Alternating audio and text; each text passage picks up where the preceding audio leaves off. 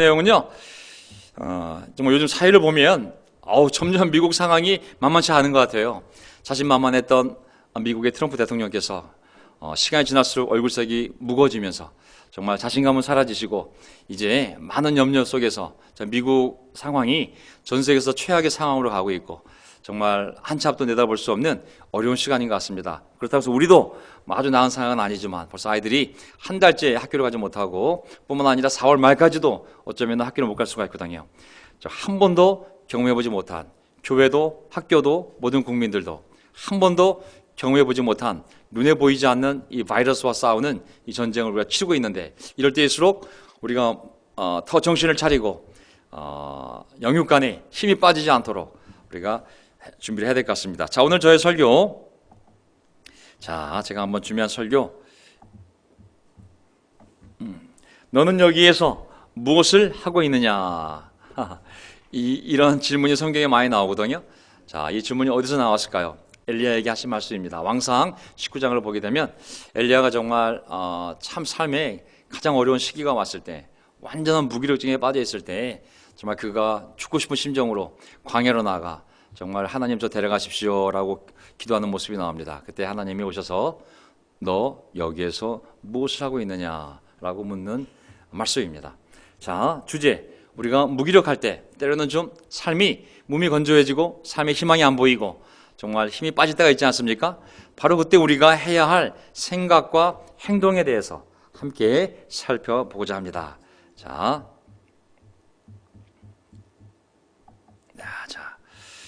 첫 번째, 요점은요, 네 가지입니다. 영적으로 살아도 좌절될 때가 있습니다. 우리 삶이 아무리 큐티 잘하고 기도 잘하고 열심히 교제하고 예배 열심히 나와도 최선을 다하여 헌금하고 선행을 베풀어도 때로는 우리 삶의 욥처럼, 뿐만 아니라 욥까지 가지 않더라도 정말 다윗처럼 뿐만 아니라 영적으로 살아도 좌절될 때가 있습니다. 적지 않습니다. 두 번째 포인트, 우리가 힘들 때 도망가고 싶지 않습니까? 상황으로부터.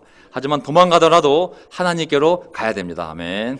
도망가더라도 하나님께로 가야 됩니다. 세 번째 포인트, 우리의 실망과 약함을 하나님은 다 아십니다. 세 번째 포인트, 하나님은 우리의 약함과 우리가 실망하고 있는 상황을 다 보고 계시고 또 우리의 마음을 알고 계십니다. 네 번째 포인트, 그러나 놀라운 하나님의 계획이 있습니다. 놀라운 하나님의 계획이 있습니다. 자, 이런 요점을 가지고 우리 왕상 19장 엘리야의 삶에서 일어난 일들을 보면서 우리가 함께 배웠으면 좋겠습니다. 저도 공부하는 마음으로 이 말씀을 준비했습니다. 첫 번째 포인트, 영적으로 살아도 좌절될 때가 있습니다. 자, 왕상을 보게 되면 정말 놀라운 일이 벌어지는데요. 18장에 보게 되면 이제 엘리야가 정말 두 가지 기적을 체험하게 되는데 그 어떤 내용인지 한번 살펴보겠습니다. 엄청난 영적인 승리를 거두는 모습이 나오는데 왕상 18장 1절, 왕들의 이야기 첫 번째 이야기 1절, 18장 1절. 많은 날이 흘러서 3년이 되던 해, 가뭄이 된 지 3년이 되던 해에 여호와 하나님께서 엘리야에게 말씀하셨다. 가서 아합 왕을 만나라. 아합 때문에 지금 3년 동안 이 가뭄이 된 거거든요.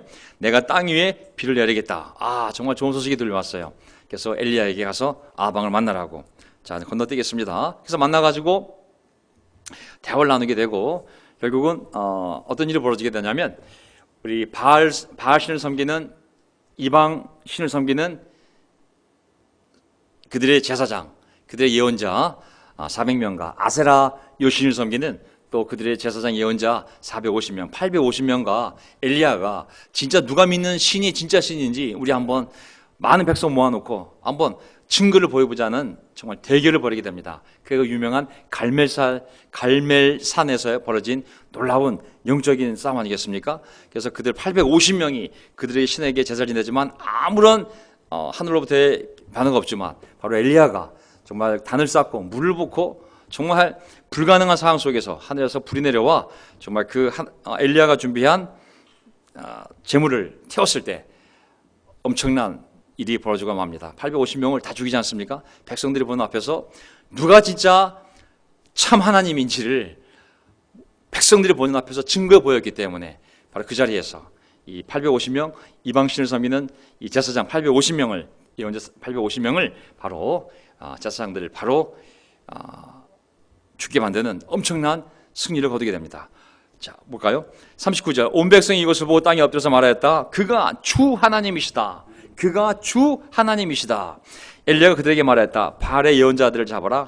한 사람도 도망가게 해서는 안 된다. 백성은 곧 그들을 사로잡았고 엘리야는 그들을 데리고 기손 강가로 내려가서 거기에서 그들을 모두 죽였다. 엄청난 영적 승리를, 종교적인 승리를 거뒀습니다. 영광스러운 일이었죠. 정말 하나님 앞에서 영광스러운 일이 벌어진 것입니다. 뿐만 아니라 45절을 보게 되면 그런 동안에 이미 하늘은 짙은 구름으로 캄캄해지고 바람이 일더니 곧 큰 비가 퍼붓기 시작하였다. 아합은 곧 병거를 타고 이스라엘로 내려갔다. 주님의 능력이 엘리야와 함께 하였기 때문에 엘리야는 허리를 동여매고 아합을 앞질러서 이스라엘까지 다 달렸다. 손바닥만한 조각구름 생각나시죠? 근데 거기서부터 시작해서 3년 동안 가뭄이 들었던 그 땅에 하나님의 폭우를 쏟아붓기 시작합니다.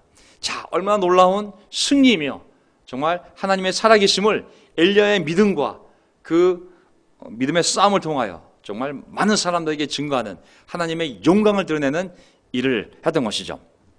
자, 근데 이게 18장이잖아요. 19장을 가게 되면 어떤 일이 벌어졌을까요? 어떤 일이 벌어지냐면 아합 왕의 아내 이세벨 아시죠? 이세벨은 엘리야에게 심부름꾼을 보내어 말하였다. 네가 예언자들을 죽였으니 나도 너를 죽이겠다. 내가 내일 이맘때까지 너를 죽이지 못하면 신들에게서 천벌을 달게 받겠다. 아니, 그보다 더한 재앙이라도 그대로 받겠다. 이세벨이 악녀의 정말 대표적인 상징적인 인물이지 않습니까? 이 이세벨. 아합 왕이 그걸 다 보고 아내에게 알려주었고, 아내는 당연히 이방신을 섬기는 여인이었기 때문에 자기의 제사장과 예언자들이 다 죽는 모습을 보고 피가 거꾸로 솟았던 것이죠. 자, 이제 하루아침에 상황이 바뀌어서 영광과 기쁨과 승리는 잠시 후 생명의 위협을 느끼고 이제 하루 뒤면 죽을 수밖에 없기 때문에 아주 능지수청을 당할 수 있기 때문에 하나님의 대예언자가 도망갈 수밖에 없는 현실이 되었습니다. 아마 현대의학적으로 보면 순간 공황장애가 왔는지도 모릅니다. 영적으로 이게 어찌 된 일이에요? 믿음을 상실하고 정신적으로 정말 갑자기 한순간에 너무 허탈해지고 육체적으로 무기력해지고 정말 정서적으로도 어떻게 하루 만에 이렇게 내 생명이 위험할 지경이 되도록 하나님은 어떻게 되신 걸까? 하루 만에. 우리도 사실 살아가면서 어떤 큰 일을 당할 때, 갑자기 당할 때 이러한 경험을 할 수가 있고 아니면 조금씩 스트레스가 쌓이고 또 조금씩 어떤 영향이 쌓이면서 한순간에 영적으로 또 정신적으로 육체적으로 정서적으로 정말 허탈함, 무기력감, 두려움, 좌절감, 실망감, 공포감 우리가 가질 수 있죠. 바로 엄청난 위대한 예언자 바로 엘리야에게 왔던 것이죠. 자, 두 번째 포인트. 도망가더라도 하나님께로 가라. 도망가더라도 하나님께로 가라. 도망을 가야 되죠. 일단 이 상황이 도망을 가야 되거든요. 뭐 예언자직이니 전도니 이게 필요한 게 아니라 무조건 살려면 24시간밖에 없으니까 내일이면 죽인다 그랬으니까 엘리야가 도망가야 됩니다. 3절. 자, 건너뛰겠습니다. 엘리야는 두려워서 급히 일어나 목숨을 살리려고 도망하여 유다의 부엘사바로 갔다. 부엘사바 아시죠? 유다 최남단죠. 그곳에 자기 시종을 남겨두고 자신은 홀로 광야로 들어가서 하룻길을 더 걸어 어떤 로뎀나무 아래로 가서 거기에 앉아서 죽기를 간청하며 기도하였다. 우리가 처음 본 내용은 아닙니다. 몇 번 설교도 하였고. 자, 여기서 보게 되면 정말 급히 일어나 목숨을 살리려고 유다의 부엘사바까지. 그러면 갈멜산에서 부엘사바까지의 거리는 거의 한 100km 정도 되는 거로 우리가 알 수가 있습니다. 100km 정도. 자, 그 100km를 도망가면서 정말 자기를 찾지 못하도록 거기까지 도망가면 못 찾아오겠지. 최대한 빠른 발걸음으로 정말 뭐든지 이용해서 그 먼 거리로 가장 남단으로 도망을 갔고 가면서 온갖 부정적인 생각들이 다 쌓이지 않았겠습니까? 야, 이게 어찌된 일이냐? 이게 어떻게 하루 만에 이렇게 내가 죽는 신세가 되어서 도망가야 되는가? 하나님 계신가 안 계신가? 이게 도대체 어떻게 된 일인가? 이제 부엘사바 도착해서 어디까지 갑니까? 시종을 남겨두고 너도 오지 마라. 내가 아무 어디고 싶지 않다. 내가 이제 사람이 부대낀다. 너도 오지 마. 여기까지가 나의 시종이고 지금부터 내가 알아서 할게. 나 정말 혼자 있고 싶다. 홀로 광야로 들어갔습니다. 또 광야로 들어간 거리가 하루 길을 걸어갔기 때문에 남성 한 사람이 걸어갈 수 있는 하루 거리가 한 40km 정도 된다고 합니다. 그러면은 40km를 또 걸어가는 거죠. 혼자 투벅투벅 걸으면서 하루 종일 걸으면서 밤낮 걸으면서 또 무슨 생각을 했을까요? 얼마나 많은 부정적인 생각을 하면서 정말 투벅투벅 걸어갔을까요? 정말 이 도착했을 때는 몸도 피곤하고 정신도 피곤하고 정말 정신적으로 영적으로 정말 정서적으로 육체적으로 너무 무기력해지고 예언자고 뭐고 이제 나는 할 일을 다 한 것 같다. 하나님 여기까지가 최선인 것 같습니다. 자살할 수는 없으니 하나님이 저를 좀 데려가 주십시오 라고 기도하는 모습입니다. 주님 이제는 더 바랄 것이 없습니다. 나의 목숨을 거두어 주십시오. 나는 내 조상보다 조금도 나을 것이 없습니다. 참 슬픈 기도입니다. 그렇죠? 주님의 말씀에 순종해서 내가 최선을 다했다고 생각했는데 실망스러운 현실에 일어난 일들을 보면서 이 전개되는 모습을 보면서 그만 삶의 의욕을 예언자로서의 의욕뿐만 아니라 제자로서의 의욕뿐만 아니라 인간으로서의 삶의 의욕을 그냥 상실하고 말았습니다. 충분히 느낄 수 있지 않습니까? 어찌다 보면 이 나이에 내가 정말 가정이 있는 것도 아니고 어쨌든 난 여기까지인 것 같다. 이제 여기까지만 하고 다음 예언자가 생기든지 하나님 저 데려가 주십시오. 그리고 뿐만 아니라 자기가 한 일을 생각해 보니 850명 이기긴 했지만 백성들도 바뀌지 않은 것 같고 이세벨이 저렇게 날뛰니 내가 한 게 헛수고가 아닌가? 조상들이나 나나 다를 바가 없고 정말 내가 최선을 다했지만 더 이상 뭘 할 수가 있을까 내가? 이제 더 이상 할 일도 없는 것 같습니다. 제 사명도 여기까지인 것 같습니다. 정말 모든 면에서 좌절이 온 것이죠. 왕상 19장 5절 8절을 볼까요? 그런 다음에 그는 로뎀나무 아래에 누워서 잠이 들었는데 하나님 저 데려가 주십시오 하다가 딱 잠이 들었는데 그때 한 천사가 일어나서 먹으라고 하면서 그를 깨웠다. 그를 데려가는 천사가 온 게 아니라 먹이려는 천사가 왔습니다. 천사가 와서 먹으라고 하면서 그를 깨웠다. 6절 엘리야가 깨어보니 그의 머리맡에는 뜨겁게 달군 돌에다가 구워낸 과자와 물 한 병이 놓여 있었다. 그는 먹고 마신 뒤에 다시 잠이 들었다. 여기 보면 하나님이 천사를 보내셔서 정말 화덕과 함께 잘 반죽된 밀가루와 함께 정말 맛있는 것을 준비하셔서 우리 엘리야에게 먹이는 것을 볼 수 있습니다. 하나님께서는 엘리야로 하여금 이 땅에서 더 살 수 있도록 데려가라고 했지만 아니다, 네가 더 살아야 된다. 어디선가 먹을 것을 잘 준비하셔서 정말 그를 먹이셨습니다. 일단 먹고 정신을 차리라는 뜻이겠죠. 왜냐하면 사람이 강한 것 같지만 정말 약하거든요. 이 한순간의 마음이 완전히 나락으로 떨어질 수 있거든요. 그럴 때는 무슨 결정하기보다는 일단 먹고 쉬는 것이 가장 중요한 겁니다. 사람이 너무 힘들 때는 무슨 결정하면 안 됩니다. 그냥 잘 먹고 잘 쉬고 정신을 차리는 것이 제일 중요한 것이죠. 심신이 안정이 되면 그때 하나님이 얘기하자는 뜻이 있었던 것이죠. 자, 정말 우리 삶이 무기력해지고 힘들 때 뭘 해야 돼요? 일을 벌리면 안 됩니다. 다 멈추고 잘 먹고 그냥 잘 쉬고 잘 자서 먼저 우리의 정신이 정상적인 생각을 할 수 있는 궤도가 될 수 있도록 해 놓아야 되는 것이죠. 그래서 또 먹고 또 자게 됩니다. 잘 먹고 다시 잠을 들게 됩니다. 7절 주님의 천사가 두 번째 와서 그를 깨우면서 말했다. 한 번 더 왔습니다. 잘 먹고 자지고 난 다음에 일어나서 먹어라. 한 번 더 먹이네요. 일어나서 먹어라. 갈 길이 아직도 많이 남았다. 엘리야는 일어나서 먹고 마셨다.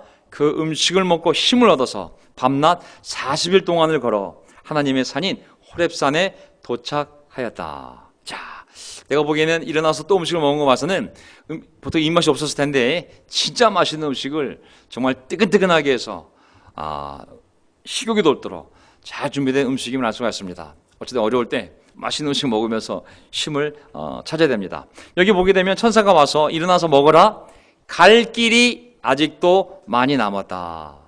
자, 만약에 천사가 와서 이렇게 얘기했으면 어땠을까요? 먹어라. 네가 아직은 죽으면 안 돼요. 할 일이 많어.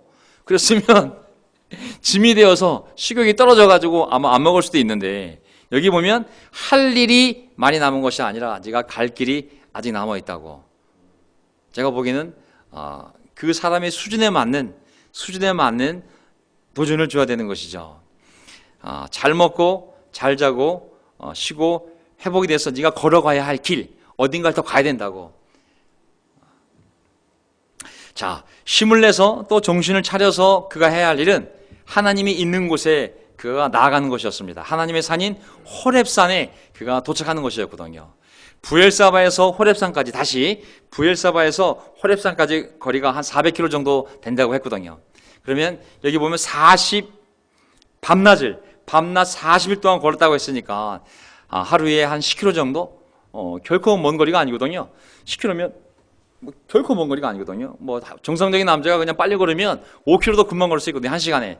근데 정말 뚜벅뚜벅 정말 자기 삶을 뒤돌아보며 성찰하며 정말 뚜벅뚜벅 생각하면서 하루에 10km씩 걸어 정말 40일 뒤에 호렙산에, 바로 그 시내산 호렙산에 도착하게 됩니다. 자, 이거 보게 되면 우리가 하나님을 만나기 위하여 걸어가는 그 길에 그가 먹고 마실 모든 것을 천사를 통하여 하나님이 공급하지 않습니까? 엘리야가 준비한 거 하나도 없습니다. 그냥 죽고 싶은 마음이 없고 맨몸으로 광야 나가서 하나님 데려가 주십시오. 하지만 천사가 나타나서 뜨거운 화덕에 맛있는 과자를 구워 음료수와 함께, 커피인지 모르겠지만 한 잔 먹이니까 기력이 났고 또 잠을 잡니다. 또 일어나니까 더 맛있는 걸 주면서 또 자라고, 네가 힘을 쌓아서 가야 할 길이 있다고. 그리고 40일 동안 그가 그 길을 걸어갈 때 그에게 필요한 모든 것을 천사를 통하여 하나님이 공급했음을 알 수가 있습니다. 사실 먼저 하나님의 나라를 구할 때 하나님은 반드시 그 구하는 길이 평탄할 수 있도록 모든 것을 공급해 주시는 분이 하나님을 알게 됩니다. 자, 요나하고 엘리야가 정반대 길을 가게 됐는데요. 우리 요나는 하나님의 예언하라는 명령을 듣고 정말 너무 싫어서 그만 저 이방 나라 스페인으로 도망가려다가 바다에 던져지지 않습니까? 하지만 엘리야는 하나님의 산으로 발걸음을 돌리자 40일간 하나님의 기적적인 도움의 손길이 그와 함께하면서 그가 하나님을 만날 수 있을 때까지 하나님이 천사를 통하여 그를 돌보심을 알 수가 있습니다. 도망가더라도 하나님께로 도망가라. 하나님이 필요한 모든 것을 공급해 주십니다. 세 번째 포인트, 우리의 실망과 약함을 하나님은 다 아십니다. 우리의 실망과 약함을 하나님은 다 아십니다. 자, 세 번째 포인트. 9절. 이제 엘리야는 거기에 있는 동굴에 이르러 이제 호렙산에 40일 만에 도착을 했어요. 그래서 거기에 한 그 동굴이 거기 있었는지 알고 간 건지 아니면 도착했더니 동굴이 있는지 모르겠지만 어쨌든 그 동굴에 이르러 거기서 밤을 지냈다. 그때 주님께서 그에게 말씀하셨다. 엘리야야, 오늘 설교 제목입니다. 엘리야야, 너는 여기에서 무엇을 하고 있느냐? 너는 여기서 무엇을 하고 있느냐? 사실 성경에 보면 아주 근원적인 본질적인 질문을 하나님께서 자기의 사람에게 하심을 알 수가 있습니다. 창세기 3장에도 9절을 보게 되면 아담 하와가 죄를 지고 숨어 있을 때 하나님이 그 남자 아담을 부르시며 물으시지 않습니까? Where are you? 내가 어디에 있느냐? 몰라서 물으신 건 아니에요, 그렇죠? 다 알고 있지만 알면서 그가 생각할 수 있도록 그런 질문을 던집니다. 또 그가 자기 몸을 가리우려고 했을 때 11절 또 질문합니다. 네가 벗은 몸이라고 누가 일러주더냐? 누가 너더러 먹지 말라고 한 그 나무 열매를 내가 먹었느냐? 내가 너더러 먹지 말라고 한 그 나무 열매를 내가 먹었느냐? 다 아는 내용이지만 계속 그가 했던 일들을 떠올릴 수 있도록 자기 상황을 객관화시킬 수 있도록 볼 수 있도록 질문을 던지지 않습니까? 창세기 4장 9절에도 보면은 여호와 하나님께서 가인에게 묻습니다. 가인이 아벨을 죽인 다음에 하나님 다 보시지 않습니까? 하지만 너의 아우 아벨이 어디에 있느냐? 너의 아우 아벨이 어디에 있느냐? 몰라서 물은 게 아니에요. 그에게 다시 리마인드 시켜주는 것이죠. 10절 또 주님께서 묻습니다. 네가 무슨 일을 저질렀느냐? 당연히 아시죠, 하나님은. 하지만 자기가 한 행위를 다시 보게 만드는 것이죠. 질문은 우리의 생각을 정리하게 해주고 또 상황을 정확히 보도록 우리 자신을 푸시하게 됩니다. 엘리야의 실망과 또 그의 체념어린 마음을 하나님이 다 아셨지만 정말 하나님이 어떤 대화를 시작하고 계신데 그 대화의 시작이 뭐냐면 바로 이 질문에서부터 시작이 되는 겁니다. 이 대화를 풀어나가서 그 대화의 끝에 엘리야를 회복시키고 엘리야를 통하여 하나님이 하실 일을 알려줌으로 말미암아 그의 인생을 그가 더 힘차게 살아나가야 할 이유와 근거를 엘리야에게 보여주시기 위함이거든요. 자, 저도 사실 생각이 많은 사람 중에 한 사람이지만 신천지도 벌어지고 바이러스도 정말 퍼져나가고 이 혼란의 시대에 정말 많은 질문이 떠오르게 됩니다. 나는 누구인가? 우리 교회는 어떤 교회였던가?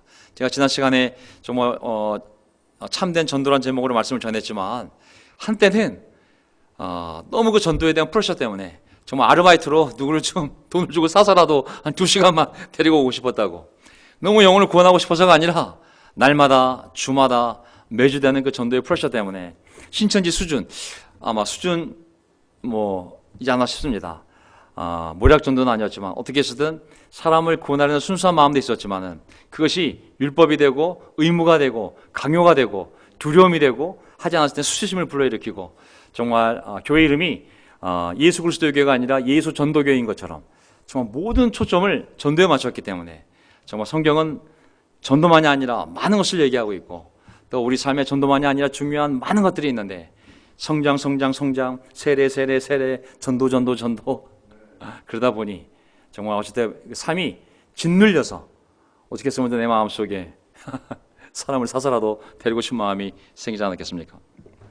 어쨌든 하나님께서는 우리 엘리야가 하나님의 일에 정말 최선을 다하여 그 일을 완수하고 놀라운 정말 하나님의 영광을 드러냈지만 그도 한 인간인지라 상황이 완전히 바뀌었을 때 그만 그 실망에 압도되어져서 체념한 그런 약한 모습을 하나님은 보고 계셨고 알고 계셨고 그를 다시 회복시키기 위하여 바로 대화를 시작한 그 대화 시작이 바로 여기서 무엇을 하고 있니? 라는 질문이었습니다.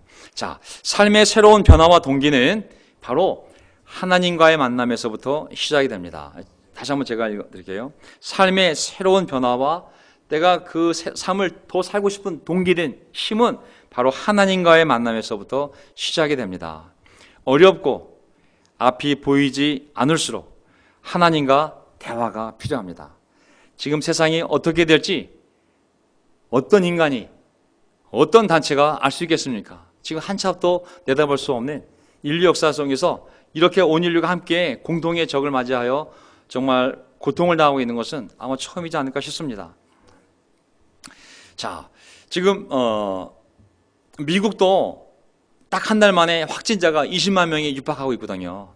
저는 분명히 기억해요. 한 달 전에 트럼프 대통령이 뉴스에 나와서 에이, 우리 15명 있는데 15명 좀 있으면 금방 제로가 될 거고 우리는 기적적으로 한 명도 없는 확진자가 한 명으로 나라가 될 거라고 얼마나 자신만만했는지 모르겠어요. 중국 우한에서 바이러스 터졌을 때 트럼프 대통령이 맨날 트윗으로 에이, 우리 미국에 엄청난 훌륭한 의사들과 이런 시스템이 있다고 언제든지 도와달라면 도와줄 수 있다고. 야, 정말 그런 미국이 지금 중국을 초월하고 정말 미국이라는 나라가 이 정도밖에 안 된 나라일까 할 정도로 너무 준비가 안 돼 있는 상태에서 정말 모르는 것도 아니고 알면서도 눈 뜨고 코 베인다는 식으로 나라 전체가 2달 동안 집에 감금되어 있어야 할 상황으로 최악의 상황으로 지금 가고 있는 거거든요. 세계 최강국입니다. 미국이 의료 세계 최강국이에요. 과학, 군사, 정보, 통신 모든 부분에서 인류 역사상 미국보다 강력하게 성공한 나라는 없거든요. 하지만 하루아침에 대통령이 마스크가 없으면 스카프라도 들고 나가라고 너무 비참한 상황이 됐거든요. 아무도 모릅니다.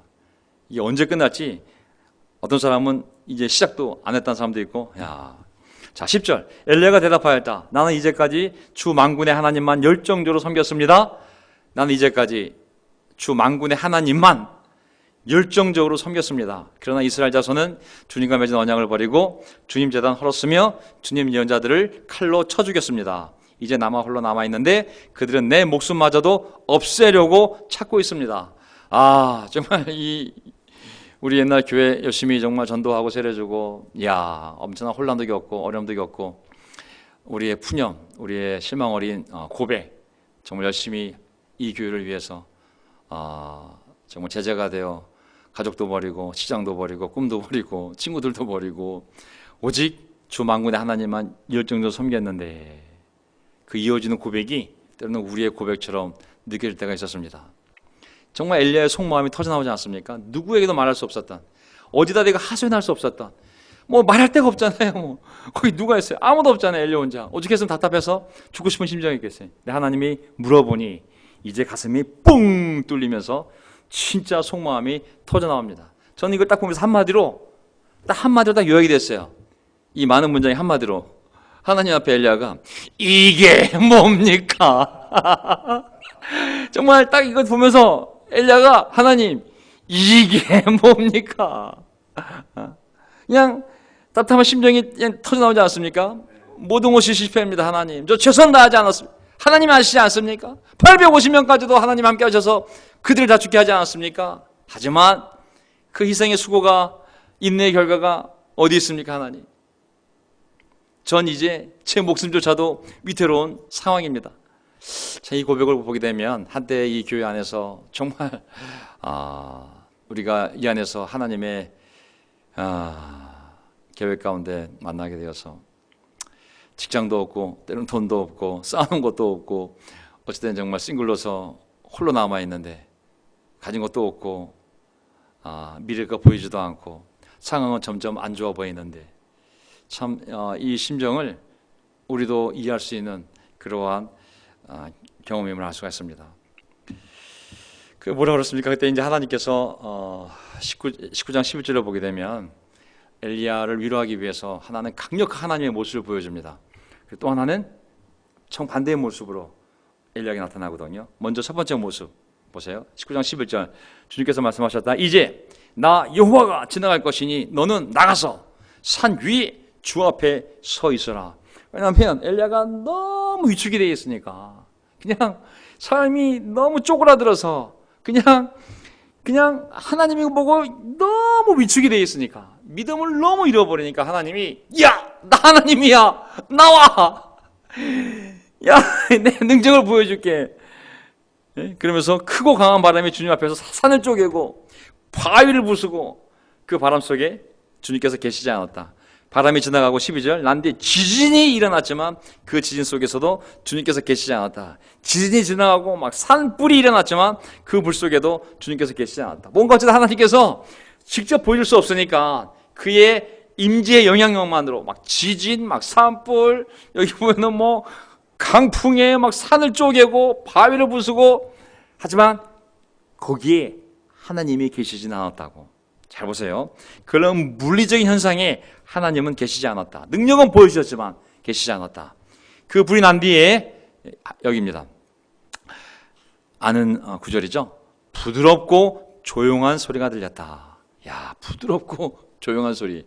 앞에 지지지가 쾅쾅 산 부수고 바위 쪼개고 산불이 나고 천둥이 나고 지진이 나고, 그때 거기 하나님이 계시지 않았다고. 하지만 부드럽고 조용한 소리가 들렸다.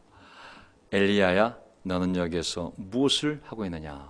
자, 여기 저는 제가 이 단어가 한번 더 확인해 보고 싶었어요. 도대체 어떤 단어이기 때문에 부드럽고 조용한 라는 표현을 썼을까?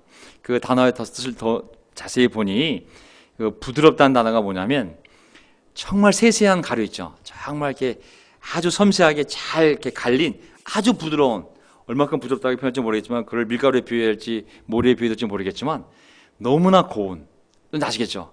정말 미세하고 부드러운, 사람이 그것을 낼 수 있을지 모르겠지만 정말 엘리야야, 정말 흉내를 못 내겠네요. 어쨌든 하나님의 음성으로 앞부분에는 엄청난 물리적 현상이 있었지만 지금은 정말 부드러운, 그 심신이 위축되고 다운되고 정말 아무것도 듣고 싶지 않은 그 엘리야의 심정에 이 세상을 창조하신 그 강력한 하나님이 정말 부드러운 목소리로 차분하게 엘리야야, 너는 여기에서 무엇을 하고 있느냐. 참 놀라우신 것 같아요. 저는 우리가 흥분하고 막 열정적이고 사람들이 모여 있고 막 행진하고 막 성장하고 폭발하고 막 세례주고 그때는 하나님의 소리가 잘 안 들립니다. 사람들의 환호하는 소리, 열정적인 소리, 선동하는 소리, 사람들의 소리가 잘 들리거든요. 하지만 정말 이렇게 고난의 때에, 아니 고난의 때가 아니더라도 우리가 조용히 말씀을 열고 그 말씀을 찬찬히 잘 음매 볼 때, 그때 그 고요함 속에서 하나님의 음성이 잔잔하게 나에게 깨달음을 주거든요. 어떤 사람은 뚜렷한 음성으로 들리는 데까지 간 사람도 있는지 모르겠지만, 저는 그렇게 정말 혼자서 그 말씀을 찬찬히 읽으면서 의미를 생각하고 걸으면서 생각하든 아니면 그거를 묵상하면서 생각하든, 그때 정말 새로운 깨달음이 오고, 이것이 하나님이 나에게 주는 메시지인가? 하나님의 음성이, 그 뜻이 이해가 될 때가 있거든요. 자, 14절 엘리야가 대답하였다. 나는 이제까지, 똑같은 말입니다. 나는 이제까지 만군의 하나님만 열정으로 섬겼습니다. 그러나 이스라엘 자손은 주님과 맺은 언약 버리고 주님 제단 헐고 주님 예언자 칼로 쳐 죽였습니다. 똑같은 얘기잖아요. 아무 소용이 없습니다. 최선을 다했지만 된 게 하나도 없습니다. 하나님, 아무 된 게 없습니다. 저는 실패했습니다. 이제 나만 홀로 남아있는데 그들은 내 목숨마저도 없애려고 찾고 있습니다. 똑같은 고백이 또 나오지 않습니까? 엘리야의 대답이 똑같잖아요. 바뀔 것이 하나도 없는 거예요. 장장 거의 50일을, 지난 50일 동안 갈멜산에서 승리하고 그 다음날 죽이겠다고 하니까 그거 듣자마자 도망쳐 나와가지고 브엘사바 최남단까지 도망쳐 나오고 거기서 또 40일 주야를 걸어서 정말 여기까지 온 거잖아요. 50일을 먹고 자고 걷고 생각하면 했는데 그 생각이 얼마나 좋지 않은 생각들이겠어요. 정말 실망감, 상처, 두려움, 좌절감, 이런 부정적인 생각이 엘리야의 모든 생각과 감정을, 이성을 압도하고 가득 채웠음을 알 수가 있습니다. 충분히 이해하지 않습니까? 어떤 상황이 오랫동안 안 좋아지면 긍정적인 희망을 생기지 않고 마음속에서 정말 이런 부정적인 생각이 압도해버리게 되면, 정말 누가 툭 건드리면 똑같은 말이, 누가 건드려도 그런 실망스러운 말들이 터져나오지 않습니까? 저도 마찬가지입니다.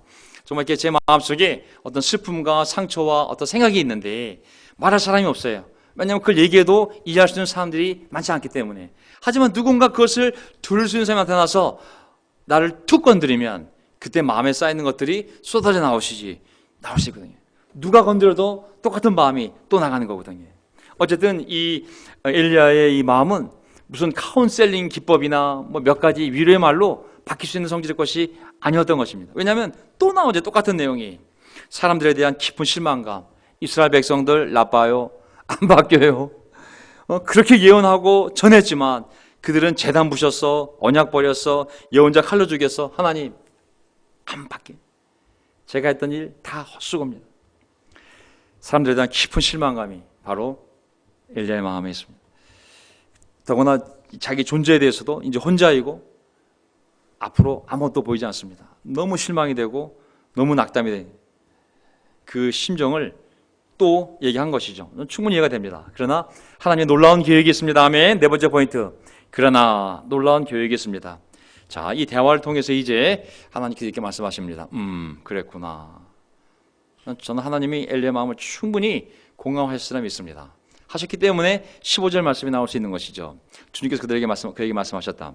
너는 돌이켜 보세요. 너는 돌이켜 광야길로 해서 돌아온 길 다시 광야길로 해서 다마스쿠스로 가거라. 거기에 이르거든 하사엘에게 기름 부어 시리아 왕으로 세우고. 첫 번째 사명. 두 번째, 님시의 아들 예후에게 기름 부어 이스라엘 왕으로 세우고. 두 번째 사명. 그리고 아벨 무홀라 출신인 사밧의 아들 엘리사에게, 앞에 거 다 떼어버리고 그냥 엘리사에게 기름 부어 너의 뒤를 이을 예언자로 세워라. 내가 널 정말 하늘로 데려갈 거지만 네가 살아있는 동안에 네가 해야 할 사명이 있다고. 엘리야는 그래서 하나님이 바로 데려가지 않습니까? 엘리야와 에녹만 죽지 않고 하나님이 바로 공중으로 데리고 천국으로 데려간 두 믿음의 영웅이 바로 이 엘리야 아니겠습니까? 할 일이 있다고. 자, 엘리야는 사실 하나님의 엄청난 능력을 하나님이 보여줬지만 그래도 여전히 두려움과 절망에 그런 부정적인 심정을 떨쳐버리지 못했습니다. 하나님은 이런 상태에 있는 엘리야를 위로하며 앞으로 구체적으로 어떤 일을 해야 될지 사명을 알려주셨는데, 저는 이 모습을 보면서 사람과 하나님은 정말 틀리구나. 옛날 정말 교회 인도자였다면 만약에 누군가 그렇게 막 부정적인 생각이 가득 차가지고 나 아무것도 못할 것 같고 뭐 실패한 것 같고 그러면 저는 하고 싶지 않고 그러면은 그랬을 것 같아요. 좀 위로하다가 그래? 너 말고도 할 사람 많다. 하기 싫으면 내려가. 스텝다운해. 자기 연민은 쓰레기 같은 마음이야. 영어로 self-pity. 정말 별단을 다 배웠네. self-pity. 자기 연민은 쓰레기 같은 마음이야. 하나님은 그렇게 엘리야를 대하지 않았습니다. 정말 더 이상 그 대화가 기록되지 않지만 정말 하나님은 엘리야의 그 심정을 충분히 이해했기 때문에, 그 상황을 이해했기 때문에 정말 너무나 부드러운 정말 조용한 목소리로 엘리야에게 짐을 던졌고, 그 목사 자체가 엘리야 너 뭐야 여기서? 너 예언자 아니야? 너 막 풀타임이야? 여기서 뭐하고 있어? 빨리 안 돌아가? 그게 아니지 않습니까? 여기서 돌이켜라는 것은 뭐냐면 회개라는 의미라기보다는 마음을 바꿔서 이제 마음을 바꾸라고, 마음을 바꿔서 이제 다시 네가 어떤 길로 돌아서 네가 나의 일을 네가 해야 된다라고 말하고 있습니다. 정말 저는 이 엘리야가 경험했던 거 사실 우리도 다 대부분 경험을 했는데, 사실 어떤 격한 경험을 하고 나면 정신적인 충격과 그 잔재의 영향력은 우리의 상상을 초월할 정도로 오래갑니다. 그러니까 우리의 이 감정과 이 뇌가 정말 우리 의지보다 더 오래 기억하고 더 민감하게 반응을 하지 않습니까? 거북이 보고 놀란 가슴, 소뚜껑 보고 놀란다. 맞죠? 저는 어느 날 거북이를 봤어요. 깜짝 놀랐거든요. 어이구 저 거북이네.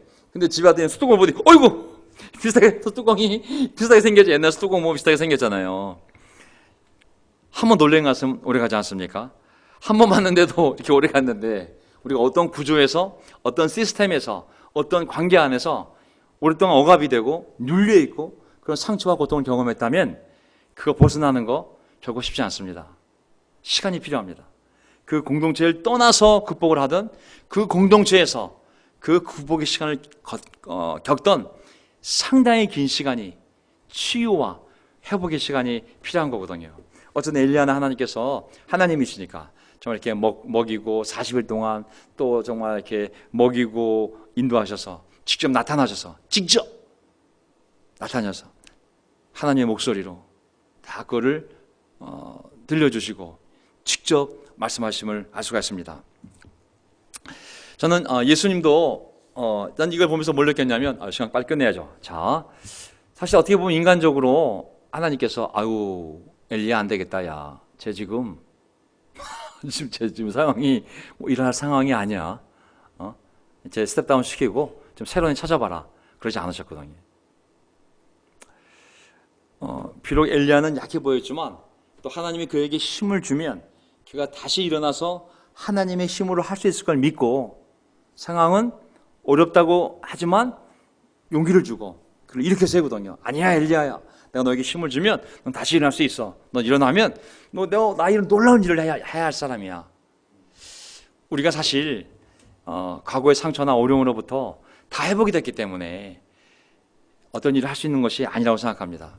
제가 여러 번 말씀드렸잖아요. 제가 다 정상이 아닐 수도 있다고. 저도 이 운동 안에서 정말 오랜 시간 달려온 사람 아니겠습니까? 어떤 분은 나가게 됐지, 저는 나가지도 않고 여기서 모든 걸 다 목격을 했거든요. 또 진짜 많은 시간들을 우리가 함께 겪지 않았습니까? 인간적으로는 더 이상 제가 목회를 하면 안 됩니다. 그냥 쉬어야지. 하지만 하나님이 주신 힘이 있기에 불완전하지만, 그리고 상처도 있고 또 모자란 부분도 많지만 하나님의 힘이 있기에 그 힘으로 제가 갈 수 있는 길까지 더 걸어가는 것 뿐이거든요. 마찬가지입니다. 엘리야는 약했지만 엘리야 인격이나 뭐 능력 때문이 아니라 하나님이 주시는 힘으로 그가 일어나서 할 수 있을 거라고 하나님이 말씀하시는 것이거든요. 우리가 기억합시다. 옛날에 놀라웠던 뭐 기적들, 뭐 300명 세례, 뭐 많은 성장들 우리가 한 거 아닙니다. 인간은 다 약하고 정말 약합니다. 약점이 있고, 하지만 하나님의 힘이 있었기 때문에 그렇게 할 수 있었던 것이거든요. 마찬가지로 지금도 우리도 약하고 또 신망함도 있지만 하나님의 힘으로 우리가 일어난다면 하나님 우리를 사용할 수 있는 것이거든요. 그 예수님을 뵀던, 예수님의 부활한 모습을 봤던 제자들도 의심하는 사람들도 있었다고. 의심하는 사람, 예수님 부활한 모습을 보고도 저게 진짜 예수님이냐 아니냐, 아니 의심하는 사람은 어떻게 씁니까? 우리 같으면 못 쓰지 않을 거예요. 못 쓰지 않겠습니까? 하지만 예수님은 다가와서 그들에게 말씀하셨다. 나 하늘과 땅의 모든 권세를 받았다. 그러므로 너희는 가라. 하나님의 영이 내리면 새로운 힘을 받아 그런 의심을 떨쳐내고 놀라운 사도가 될 수 있을 걸 믿으셨기 때문에, 완벽해서가 아니라 하나님의 능력이 임하면 그들이 변화되어 할 수 있을 거라 믿고 그들에게 의심하는 제자들에게도 가라고 말씀하셨던 것이거든요. 그러면서 18절 마지막 구절입니다. 나는 이스라엘에 7,000명을 남겨놓을 터인데 엘리야에게 위로합니다.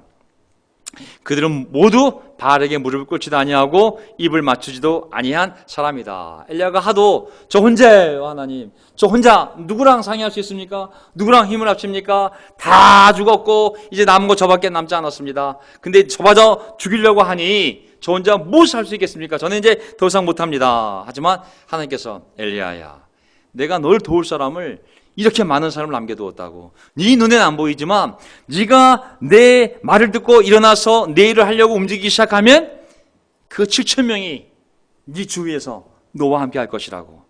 7,000이라는 숫자는 정말 7,000명이란 문자일 수도 있지만 상징적으로 이렇게 많은 너를 도울 사람들을 내가 준비해 놓았다고 말씀하시는 것도 우리가 이렇게 해석할 수도 있는 것이죠.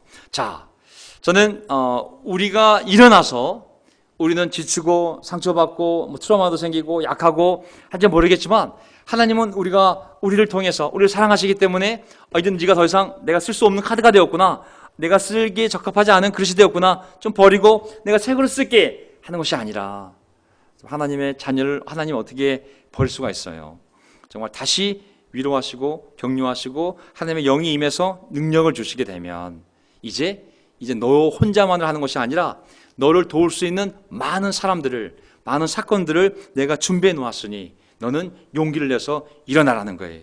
네가 나아가면 내가 준비해 놓은, 여호와 이래, 내가 준비해 놓은 놀라운 축복들이, 힘들이 너와 함께 할 거라는 말씀인 것이죠. 그래서 저는 이 구절이 저에게 이 바이러스를 겪으면서 또 요즘 사회가 어려워지면서 미래를 생각해보면 답도 없는 것 같고 여러 가지 부정적인 생각이 우리를 압도할 수 있는데, 베드로전서 5장을 보면 전 세계에서 벌어지고 있는 이 일 가운데 하나님이 우리에게 주는 위로의 메시지라는 생각이 듭니다. 여러분도 아는 대로 베드로전서 5장, 세상에 있는 여러분의 형제자매들도 다 같은 고난을 겪고 있습니다. 다 겪고 있다고. 모든 은혜를 주신 하나님, 그 그리스도 안에서 여러분을 자기의 영원한 영광에 불러들이신 분께서 잠시 동안, 보세요, 이 환난, 잠시 동안 고난을 받은 여러분을 친히 온전하게 하시고 굳게 세워주시고 강하게 하시고 기초를 튼튼하게 하여 주실 것입니다. 아멘. 저는 이 환난이 끝나고 난 다음에 하나님이 정말 이 환난을 통해서 우리의 신앙의 기초를 튼튼하게 하여 주시고, 오히려 이 환난을 통해서 우리를 더 굳세게 하여 주시고, 이 고난을 통해서 우리의 신앙을 더 온전하게 해 주셔서 우리가 천국에 들어가는데 너끈히 들어갈 수 있도록 우리를 훈련시키는 시간이 될 줄 믿습니다. 아멘. 혹시 우리 가운데 이 제자의 삶을 뒤돌아보면서, 야, 내가 여기 그리스도에게 와서 도대체 뭘 한 거냐? 내가 최선을 다했지만 뭐 이루어진 게 뭐가 있어? 어떤 사람은 나 아직도 결혼도 안 돼 있고 자녀도 없고, 뭐 다른 결혼부들은 누군 집도 있는데 난 아직도 뭐 전세 월세 살이고, 야, 정말 삶도 부대끼고 이 나이에 대해서 정말 아이들 키우려면 힘들고 집도 없고 잘못하면 또 은퇴도 해야 되고, 이게 뭐지? 우리 올드 크리스천들 보게 되면, 야, 내가 이 나이에 다른 교회 가면 정말 장로를 할 나이인데 지금 집사도 아니고 이거 정말 이거 뭐 아무것도 아니, 아무것도 없도, 영적으로도 물질적으로도 이게 뭐지? 이런 생각이 들 때 저는 이 말씀을 떠올리면서 정말 하나님께서 이 어려움을 통하여 우리를 더 굳세게 해주시고 또 신앙의 기초를 더 단단하게 만드셔서 지금까지 만약에 없다고 느낀다면 하나님이 반드시 그의 약속을, 축복의 약속을 우리 삶에서 이루어가실 줄 믿습니다. 아멘. 그래서 여러 가지가 겹칠 수 있거든요.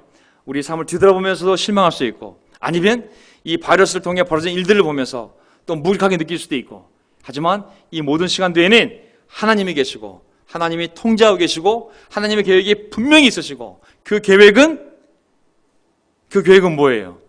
정말 우리를 다시 힘을 주셔서 우리를 통하여 하나님의 놀라운 일을 해나가면서 우리도 축복을 받는 그러한 삶으로 우리를 인도하실 줄 믿습니다.